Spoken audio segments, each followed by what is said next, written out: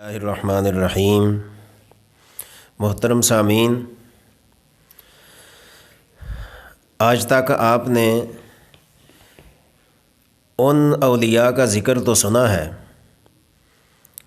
جو اللہ تبارک و تعالی نے اولیاء کرام کو وہ مرتبہ عطا کیا ہے۔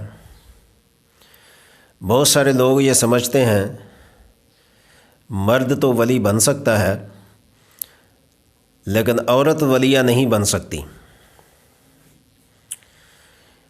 اس کی کوئی وجہ نہیں کہ عورت کیوں نہیں ولیہ بن سکتی، جب کہ اللہ تبارک و تعالی نے مرد کے ساتھ عورت کو بھی وہ مقام اور مرتبہ عطا کیا ہے جس کی وہ لائق ہے۔ تو دنیا کے اندر عورت کے حقوق کے لیے بہت ساری تنظیمیں، بہت سارے لوگ آواز بلند کرتے ہیں۔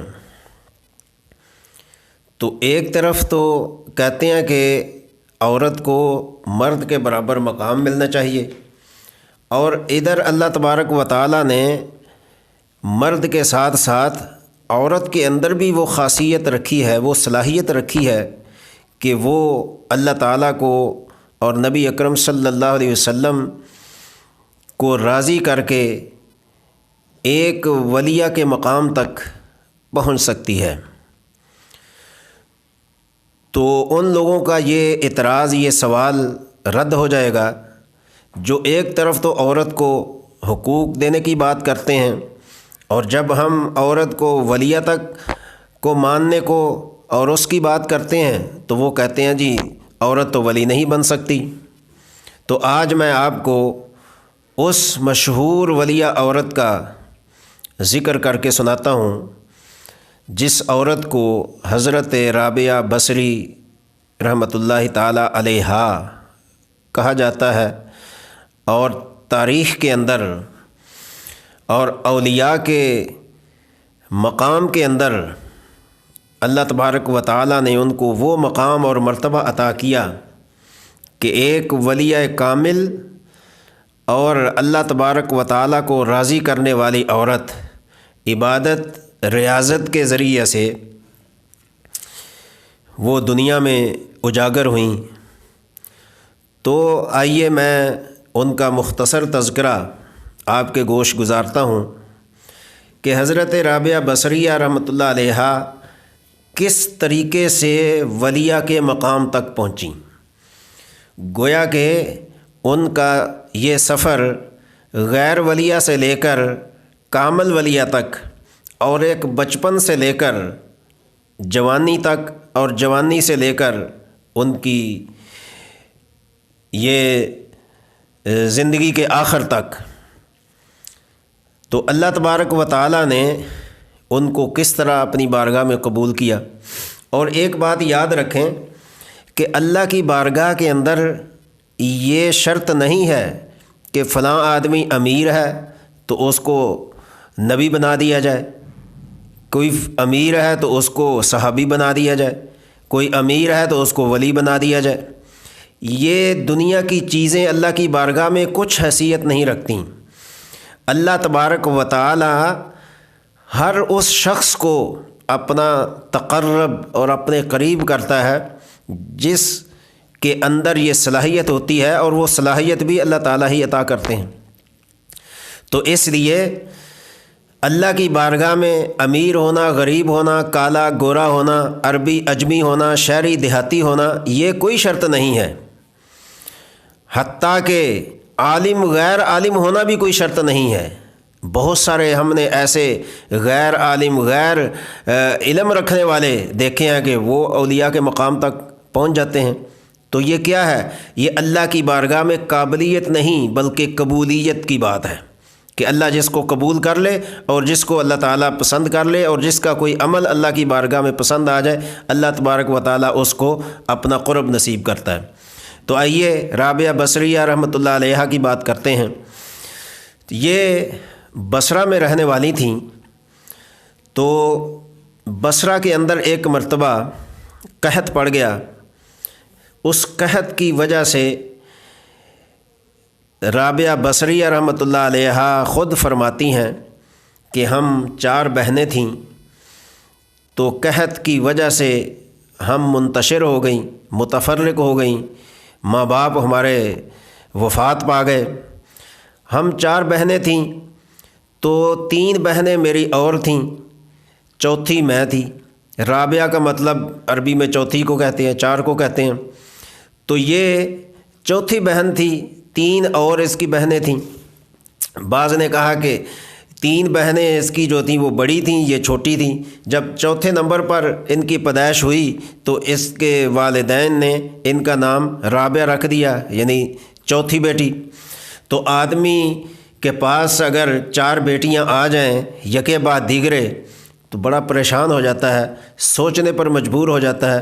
وہ اللہ پر توکل کرنے کی بجائے کہ رزق دینے والی تو اللہ کی ذات ہے، ان کے مقدر نصیب ان کے ساتھ ہیں، تو الٹا وہ پریشان ہو جاتا ہے۔ ہماری فطرت انسانی ہے۔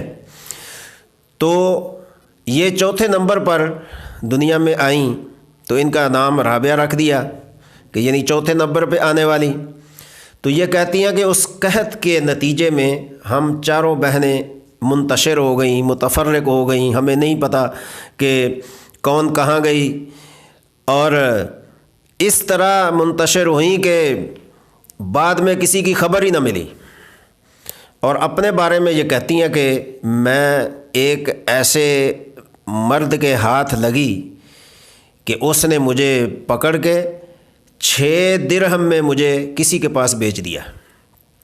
چونکہ اس وقت یہ غلام اور لونڈیوں کا دور تھا، تو لوگ غلاموں کو خرید کر اپنے نوکر بنایا کرتے تھے، اپنی خدمت کے لیے، گھر کے کام کاج کے لیے غلاموں کو خریدا کرتے تھے۔ تو اسی نتیجے میں حضرت رابعہ بصریہ رحمۃ اللہ علیہا کو 6 درہم میں بیچ دیا گیا۔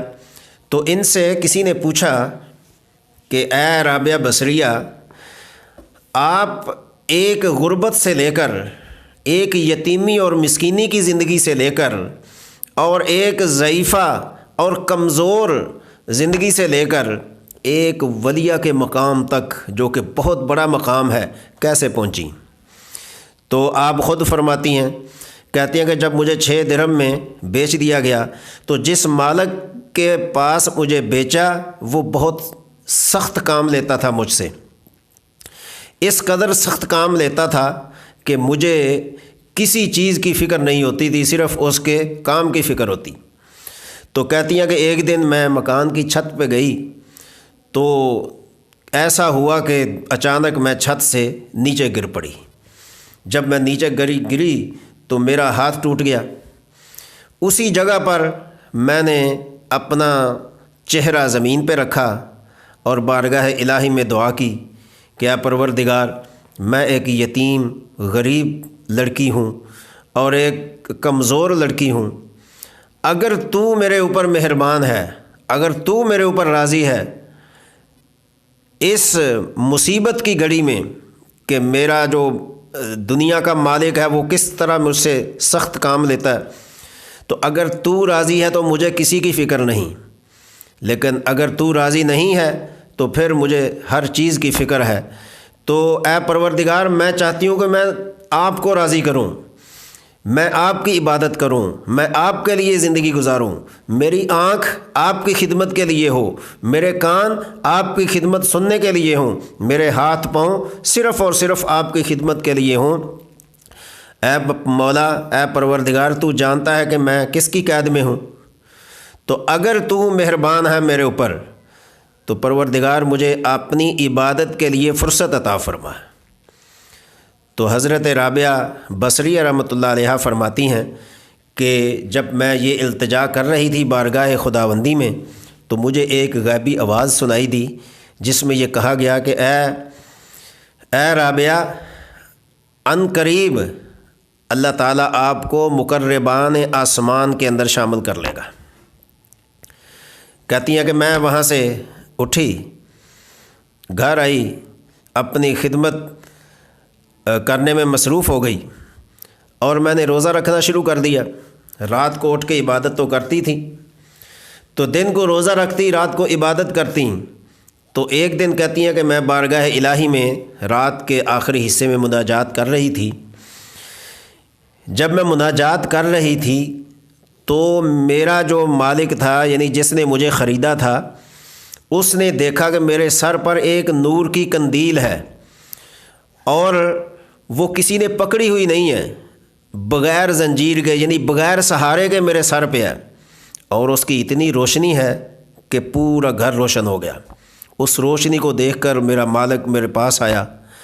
اس نے جب دیکھا کہ یہ تو عجیب منظر ہے، یہ کسی عام عورت کا نہیں ہو سکتا اور نہ ہی یہ کسی انسان کا کرشمہ ہے، یہ جس طرح کا نور ہے، جس طرح کی قندیل ہے، جس طرح کی روشنی ہے، یہ تو واقعتاً اس عورت کے پیچھے ایک ایسی ذات کا کرشمہ ہو سکتا ہے جو کسی کی محتاج نہیں ہے۔ تو حضرت رابعہ بصری رحمۃ اللہ علیہ فرماتی ہیں کہ میں نے اپنی مناجات کو جب ختم کیا تو وہ میرا مالک جس نے مجھے خریدا تھا وہ میرے پاس آیا۔ اس نے میری بڑی خاطر تواضع کی، جو سخت کام لیتا تھا، جو سخت مصیبت میں مجھے رکھتا تھا، وہ میرے اوپر ایسا مہربان ہوا، ایسا میرے اوپر وہ گویا کہ میرے ساتھ اس نے ایسا نرمی کا معاملہ کیا کہ میری بہت خاطر تواضع کی، اور خاطر تواضع کرنے کے بعد اس نے مجھے آزاد کر دیا۔ لہٰذا میں جو رب العالمین سے دعائیں کرتی تھی، اللہ نے میری دعا قبول کر لی۔ جب اس سے مجھے آزادی مل گئی تو میں ویرانے میں چلی گئی، تنہائی میں چلی گئی، یکسوئی میں چلی گئی کہ جہاں پر مجھے اور میرے رب کی عبادت میں کوئی خلل نہ واقع کرے، حتیٰ کہ میں تنہائی میں عبادت کرنے لگی۔ اور کہتی ہیں کہ روزانہ ہر رات کو میں 1000 نماز نفل ادا کرتی تھی، اس طریقے سے اللہ کی عبادت کرتی۔ اور نفل پڑھنے کا مقصد یہ نہیں کہ فرض نہیں پڑھتی تھی، فرض نماز کے علاوہ جو سنت مؤکدہ ہیں ان کے علاوہ 1000 رکعت نماز کا پڑھنا یہ بہت بڑی ایک ہمت اور استقامت، اور وہی کر سکتا ہے جو اللہ کی عبادت پر یقین رکھتا ہو اور اللہ کو اپنا رب مانتا ہو، اور جو اس قدر عبادت کرے گا تو پھر اللہ کی ذات بھی اس پر مہربان ہوتی ہے۔ تو حضرت رابعہ بصریہ رحمۃ اللہ علیہ کا بچپن سے لے کر ولیہ بننے تک کا یہ جو ایک کٹھن سفر ہے، یہ سن کر آپ کو حیرانگی ہوگی کہ اللہ تبارک و تعالیٰ نے اس غریب یتیم عورت کو کس طرح یہ مقام عطا فرمایا۔ تو سامعین محترم، یہ مت سوچئے کہ اللہ کسی پر مہربان نہیں ہے، اللہ کی طرف جو آتا ہے اللہ تعالیٰ اس کی طرف آتا ہے۔ تو اگر ہماری یہ نیت ہو کہ ہم اللہ کی طرف جائیں، اللہ کے رسول کی طرف جائیں، تو انشاءاللہ کوئی وجہ نہیں کہ اللہ ہماری مدد نہیں کرے گا۔ اللہ کی مدد آتی ہے، چاہے مرد کوشش کرے چاہے عورت کوشش کرے۔ تو اس نشست سے ہمیں یہ معلوم ہوا کہ ایک عورت بھی ولیہ کے مقام تک پہنچ سکتی ہے۔ صحابیات کا ذکر کرنا تو بہت گویا کہ بلندی کی بات ہے، بہت اعلیٰ قسم کی بات ہے، صحابیات کا مقام تو بیان نہیں کیا جا سکتا۔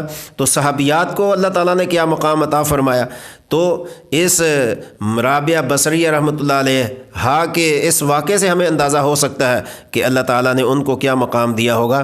اللہ تبارک و تعالیٰ ہر عورت کو اللہ اپنی عبادت کی توفیق عطا فرمائے، اور عورتوں کو چاہیے کہ وہ بھی اسی طریقے سے محنت کوشش کریں، جس طرح دنیاوی چیزوں میں محنت کرتی ہیں آخرت کے لیے بھی محنت کریں۔ انشاءاللہ صلہ اللہ تبارک و تعالیٰ کی ذات نے عطا کرنا ہے، کسی اور نے نہیں دینا۔